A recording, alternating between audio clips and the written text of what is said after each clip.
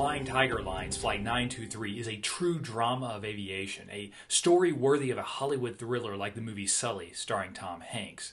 In the true story of Flight 923, due to a simple mistake, a single engine malfunction gradually cascades into a situation that dooms a Lockheed Constellation to a nighttime ditching amid high seas in the North Atlantic. However, despite the seemingly overwhelming odds, through the pilot's skill and the tenacity of the crew and passengers, many will survive. Unfortunately, despite the pilot's remarkable skill, the subsequent inquest will seek to pin the accident on his unorthodox methods. It's 1962. Operating as a U.S. Department of Defense charter flying between McGuire Air Force Base, New Jersey, and Frankfurt, Germany, Flying Tiger Line Flight 923 routinely crosses the Atlantic carrying soldiers, dependents, and civilian personnel. The Lockheed Super Constellation L-1049H is the pinnacle of piston engine technology, able to cruise in pressurized comfort and at relatively high speed. 3 hours into its flight, Flying Tiger Line's Flight 923 trundles across the Atlantic at 330 miles per hour. Despite difficulties with a bulky cabin door before takeoff and climbing from the planned altitude of 11,000 feet to 21,000 feet to avoid a storm, the flight has been otherwise uneventful.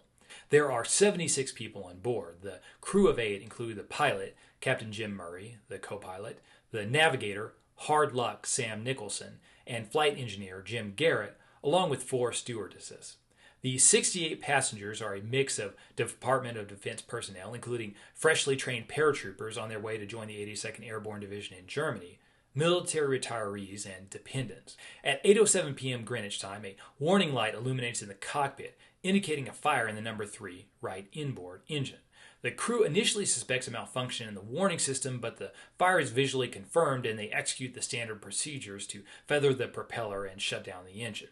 Engine fires are hardly unheard of for propeller-driven aircraft like the Constellation, and the aircraft still has 3 working engines, and Captain Murray has piloted Constellations with failed engines on multiple occasions.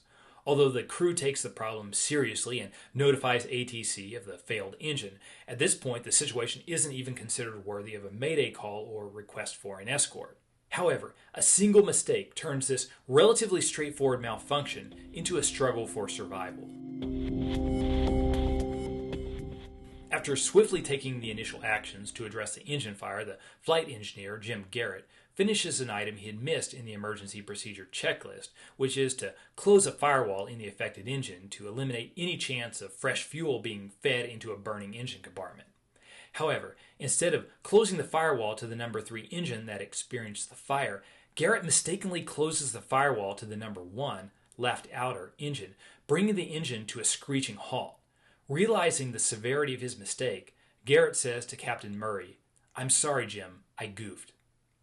Although the flight crew make multiple attempts to restart the number 1 engine, their efforts fail and the aircraft is now gradually descending on 2 engines. Captain Murray has actually flown Constellations with only 2 operating engines, but only for short distances. Now the crew is 900 miles from land, facing a journey of nearly 6 hours to reach their best divert option, Shannon, Ireland, at their reduced cruising speed of 168 miles per hour. Although Iceland is slightly closer, Keflavik Airport is experiencing gale force winds and is thus simply not an option. By 9 p.m., the situation is still at risk but appears stable, with the aircraft level at 5,000 feet, while ATC is vectoring a U.S. Air Force C-118 Liftmaster to provide escort as Flight 923 continues to Shannon, Ireland. However, at 9:12 p.m., things go from bad to worse as the fire alarm goes off for the number 2 left inboard engine. Although Captain Murray briefly reduces power, which eliminates the engine fire warning, the aircraft can't stay airborne on only the single healthy engine, and so he has to keep the troubled number 2 engine at nearly full power in order to maintain altitude. Meanwhile, the stewardesses have been preparing the passengers and cabin for the increasingly likely prospect of ditching. The aircraft has 2 20-man life rafts stored in bays in each wing, and in theory, many passengers should be able to evacuate through the overwing exits, almost directly into these life rafts. Captain Murray also takes precautions, making plans for the navigator and flight engineer to leave the cockpit before ditching, taking with them the cockpit life raft, and sit in the main cabin where they will be safer in the event of ditching and thus more likely to be able to successfully deploy this additional raft. At 9:42 p.m., a final fire alarm in the number 2 engine signals Flight 923's death knell.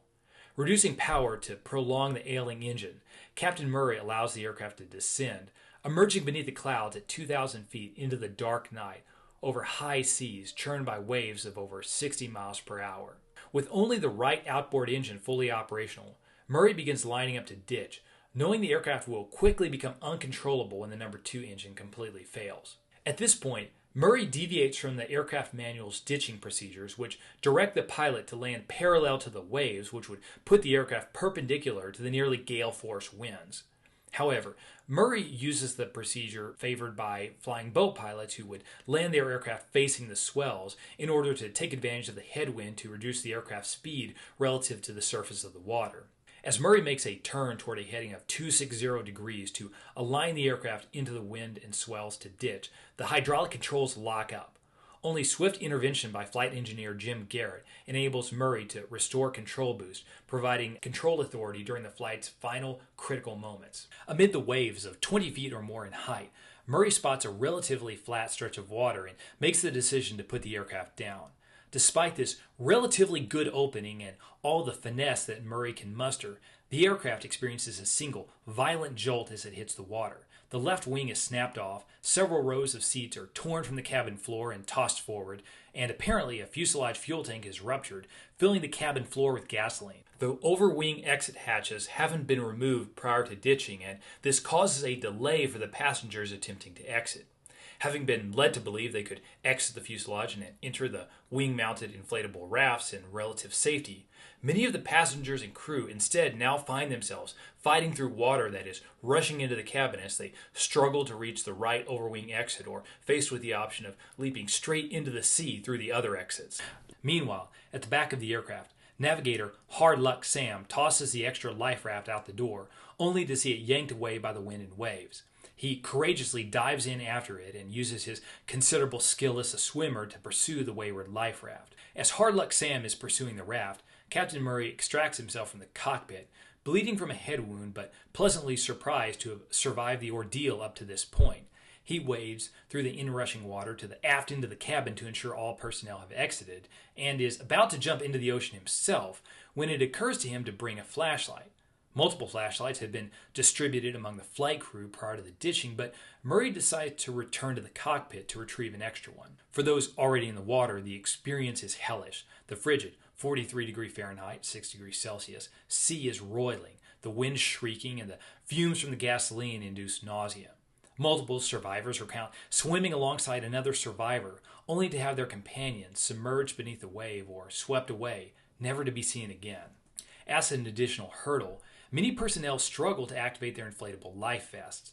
Following protocol, the stewardesses had briefed the passengers not to inflate their life jackets until after exiting the aircraft. But amid the tumultuous sea, many passengers find it nearly impossible to locate and pull the inflation lanyards.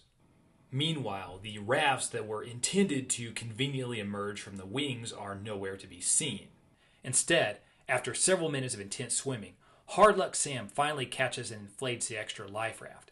In the rush to exit the water, people immediately begin clambering aboard, only to realize that the raft is upside down. Gradually, passengers and crew amalgamate toward this single 20-man life raft. Eventually, 51 people board this upside-down life raft designed for less than half that number. The next several hours is a truly awful experience, a tight tangle of bodies on a hellish roller coaster with survivors frequently expecting the raft to get flipped at any moment by the massive waves. Meanwhile, rescue operations are gaining momentum. A Swiss merchant ship, the Sully, has been diverted to the area but is estimated to be 10 hours away. The U.S. Air Force C-118 Liftmaster, piloted by Captain Joe Lewis, had established visual contact with Flight 923 shortly after the fire alarm on the number 2 engine, only to lose the Constellation as it dropped into the cloud layer shortly before ditching. Captain Lewis descends his C-118 below the clouds and begins searching for the ditched Constellation, but without initial success. The survivors on the raft can see the lights of the C-118 but are unable to signal it. The life raft signaling devices are inaccessible because the raft is upside down, and all of the flashlights the crew had intended to bring have somehow been lost. At this point, Captain Murray, who has made it to the raft but who has been drifting in and out of consciousness due to his head wound, comes to and brings forth the flashlight that he had returned to the cockpit to retrieve during the evacuation. Aboard the C-118, just as Captain Lewis is suggesting to his crew that they move to a different search area, the co-pilot suggests they make one more orbit over the area where they think the Constellation ditched. As the C-118 begins this final orbit, the crew spots a blinking light in the dark surface of the ocean, spelling out SOS. Once the C-118 crew sights the survivors, they establish an orbit. During the coming hours, other aircraft will arrive overhead and attempt to drop crates of survival supplies to the survivors, though without success due to the 15 to 20-foot waves, which also prevent amphibious aircraft from attempting landings at sea. Finally, after over 6 hours of hell aboard the raft, the survivors sight, then signal the cargo ship Celerina, which has been risking its engines to steam at max power through the heavy seas to reach them. Unfortunately, by the time the crew of the Celerina manages to begin hauling people aboard, 3 of the people aboard the raft have perished, leaving only 48 survivors out of the original 76 people on board Flight 923. The post-accident investigation focused, to a surprising degree and in a somewhat adversarial manner, on the actions of Captain Jim Murray during the ditching.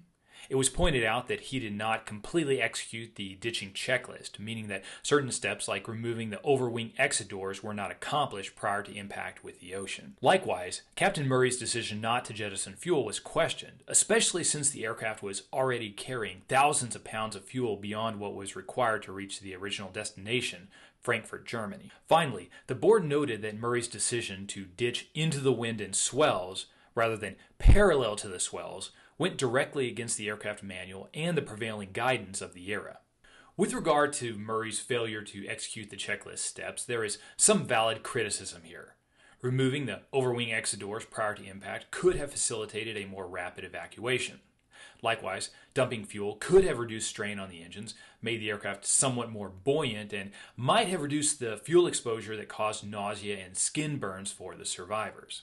However, it does not seem that either step would have significantly altered the outcome, especially when set against Murray's otherwise masterful handling of the ditching itself, which deserves to be counted alongside better-known incidents like Captain Sullenberger's miracle landing on the Hudson.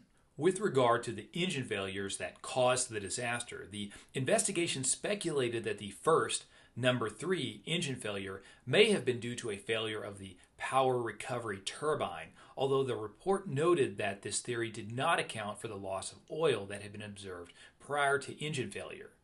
With regard to the final, number 2, engine failure, the report suggested that this may have been due to a gross cylinder failure, perhaps the result of damage from a leaking exhaust assembly. Obviously, Flight Engineer Jim Garrett's inadvertent shutdown of the healthy number 1 engine was a significant contributor to the crash. However, it's worth noting that although Garrett's mistake may have contributed to the disaster in the first place, it was also his quick thinking during the final moments before ditching that enabled Captain Murray to restore hydraulic boost and regain control of the aircraft, an action which likely prevented a total catastrophe. Setting aside mechanical and procedural questions leading up to the ditching, it seems that all the passengers and crew survived the ditching itself and successfully exited the aircraft.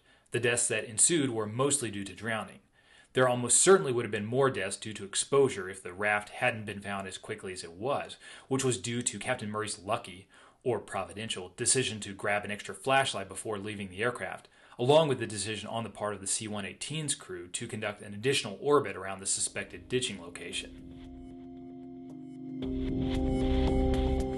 Unfortunately, the flight engineer's inadvertent shutdown of the number 1 engine wasn't the first or last time that aircrew error has turned a single engine problem into a multi-engine disaster. However, modern cockpit resource management techniques for multi-engine aircraft frequently incorporate a specific 2-person verification step before an engine is shut down to ensure that the correct engine is selected. Since drowning was the proximate cause of most of the 28 deaths, the Coast Guard went to some length to analyze the incident, and this study validated Captain Murray's decision to ditch into the wind.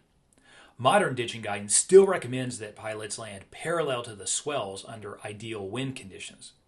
However, Pilots of slower aircraft or aircraft facing the kinds of extreme weather conditions that were present during the Flight 923 ditching are advised to consider landing into the wind on the backside of a swell or in an area of interference between wave systems that can produce the kind of temporary calm area that Captain Murray may have encountered. In addition, the Flight 923 tragedy, in which numerous survivors were swept away in the dark, seems to have contributed to the requirement for life vests carried aboard aircraft to be equipped with lights.